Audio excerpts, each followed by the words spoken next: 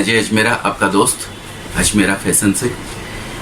कुछ व्यापारियों की डिमांड या शिकायत, कुछ भी कह लीजिए, कि बिजनेस सही ढंग से कर नहीं पा रहे हैं, जो हमसे जुड़ रहे हैं या जो जुड़ना चाहते हैं उन लोगों को। तो उनके लिए मैं कुछ पॉइंट्स जिस पे उनको दिक्कत आ रही है वो मैं आप लोगों से एक उनका सॉल्यूशन शेयर करना चाहूँगा, आपको बताना चाहूँगा कि किस तरीके से वो बिजनेस को थोड़ा स्मूथ किया जा सकता है।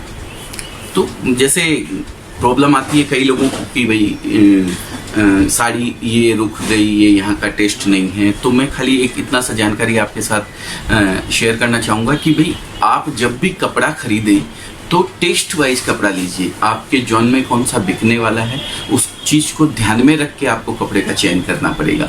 अगर आपको उस चीज़ का नॉलेज नहीं है तो हमारे जो सेल्स एग्जीक्यूटिव है वो आपको गाइड करेंगे पूरी तरीके से, आपको बताएंगे कि भाई किस तरीके का कपड़ा आपको लेना पड़ेगा। क्योंकि क्या है, बिहार में बिकने वाला साउथ में नहीं बिकेगा, साउथ में बिकने वाला बिहार में नहीं बिकेगा।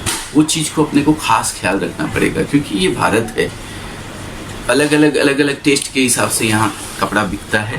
तो वो चीज़ का खास ख्याल रखते हुए आपको कपड़ा खरीदना पड़ेगा। दूसरी चीज़,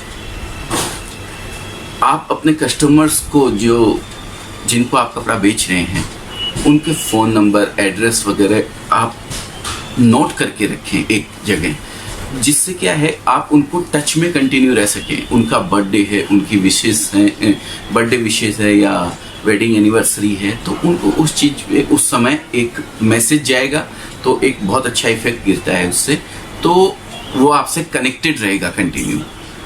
तीसरा पॉइंट आता है, आप सोशल मीडिया को यूज़ करके अपने बिजनेस को बढ़ा सकते हैं, जैसे फेसबुक पे और व्हाट्सएप पे।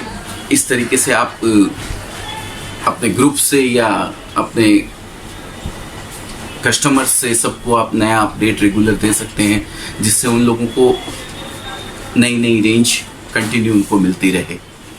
ये क्या है, लोग सोचते बहुत ज़्यादा है इसके ऊपर कि भाई करेंगे कुछ ऐसा हो जाएगा वैसा हो जाएगा, टेंशन बहुत ज़्यादा करते हैं। तो कोई भी काम आप करेंगे तो टेंशन नहीं लीजिए। देखिए, घबराहट तो किसी भी काम को करने में होगी, लेकिन उसके लिए इतना एक ये सोच के बैठ जाएं कि नहीं यार ये करेंगे नुकसान हो जाएगा, नहीं करते हैं, तो वो गलत है।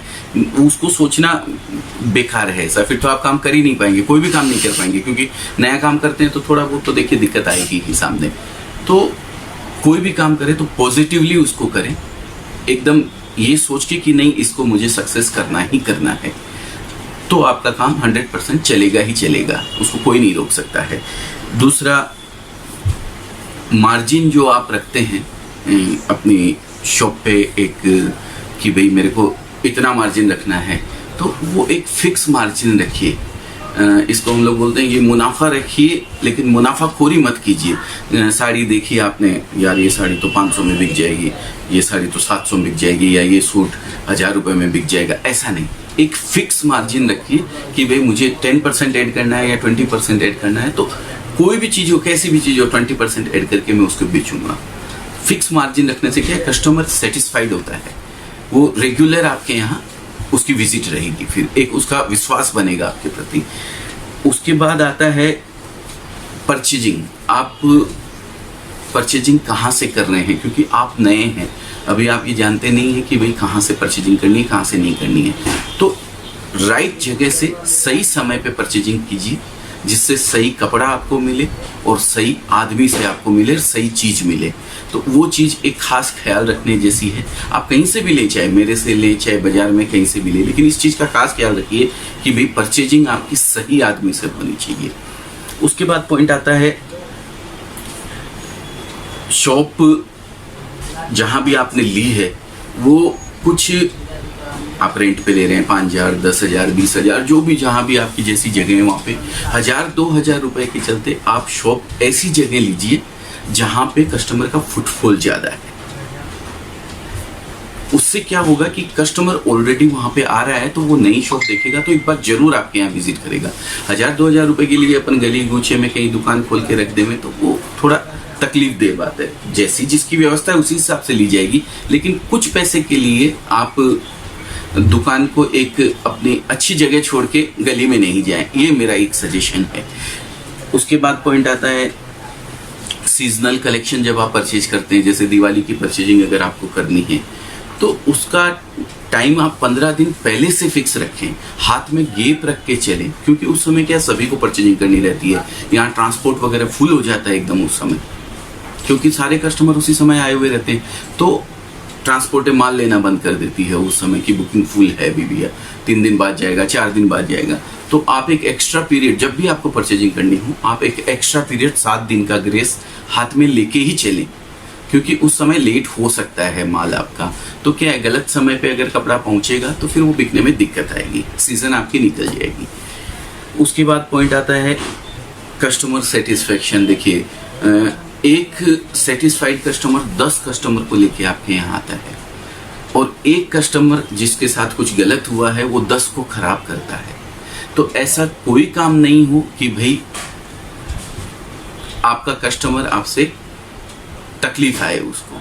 तो कस्टमर का खास ख्याल रखना है कि उसको क्या चीज़ डिमांड में है, क्या चीज़ उसको चाहिए, वो चीज़ को ध्यान रखते हुए आप उसको परचेजिंग करवाइए। खाली एक अपना मुनाफा नहीं देखें कि मैं इससे क्या कमा रहा हूँ, नहीं, कस्टमर का भी इससे क्या फ़ायदा हो रहा है, ये चीज़ देखना बहुत ज़रूरी है। उसके बाद आता है सर, अकाउंट्स मेंटेन कैसे किया जाए।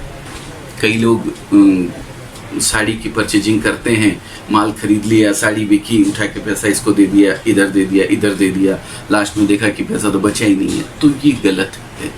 आप अकाउंट्स मेंटेन रखिए, उसके प्रति खर्चा कितना हो रहा है वो आप नोट करके रखिए, आप परचेज कितनी करके लाए थे वो आप नोट करके लिए। अकाउंट्स को पूरे तरीके से मेंटेन रखिए, जिससे आपको पता लग सके कि भाई आपने कितना पैसा ये जो माल लाए थे इसमें कमाया है। तो वो चीज़ एक खास ख्याल रखने योग्य है। और बाकी जनरल चीज़ें हैं, कपड़े में इतना ज़्यादा कोई वैसा कुछ हार्ड वाला काम नहीं है, बहुत इजी काम है और बहुत नीडफुल आइटम है। ये लोगों की ज़रूरत बहुत ज़्यादा रहती है इस चीज़ की, तो अगर ये काम करते हैं तो कोई दिक्कत वाला काम इसमें आता नहीं है, बहुत इजी काम है। और आपका बहुत बहुत धन्यवाद करना चाहूँगा मैं आपके सपोर्ट और आपके प्रेम के लिए। आप लोगों की वजह से हमको अभी वर्ल्ड वाइड अचीवर्स की तरफ से अवार्ड मिला। अगला अवार्ड अभी दिल्ली के अंदर ग्लोबल एक्सीलेंस अवार्ड 2018 के बेस्ट मैन्युफैक्चरर का नॉमिनेशन हमको मिला है। मैं अभी दिल्ली जा रहा हूँ, हो सकता है ये अवार्ड भी मुझे मिले। आप अपनी दुआओं में मुझे शामिल रखिएगा और मेरे साथ जुड़े रहने के लिए आपका बहुत बहुत धन्यवाद। नमस्कार।